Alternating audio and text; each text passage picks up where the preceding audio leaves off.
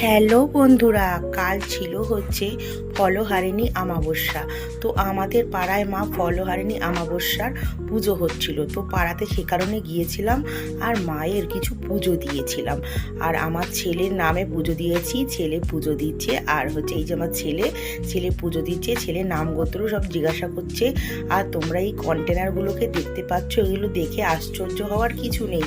এগুলো হচ্ছে সব আমাদের হচ্ছে পার্সেল দিয়েছিল। তার 3টে পার্সেল দিয়েছিল। এই পার্সেলগুলোর মধ্যে কি কি খাবার ছিল আমি তোমাদেরকে বলছি।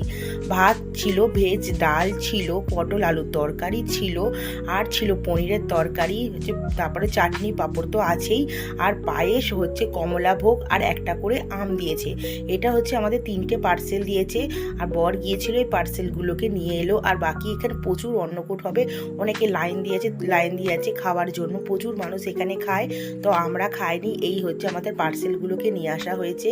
তো খাবারগুলো খুব সুন্দর হয়েছে, খুব ভালো ব্যবস্থা করা হয়েছে, দেখতেই পাচ্ছ তোমরা। আর এত খাবার দিয়েছে যে আমরা 3 জনে খেয়ে উঠতে পারবো না, এতই খাবার রয়েছে।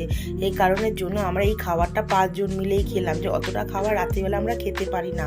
যাই হোক, এখানে কথা বলতে আর দেরি করে লাভ নেই। হচ্ছে তোমাদের যদি এই ভিডিওটা ভালো লেগে থাকে, লাইক কমেন্ট আর শেয়ার করতে কিন্তু ভুলো না, সাবস্ক্রাইব করতেও ভুলো না বন্ধুরা। আর পাশে থেকো, আমি ভালো ভালো ভিডিও তোমাদের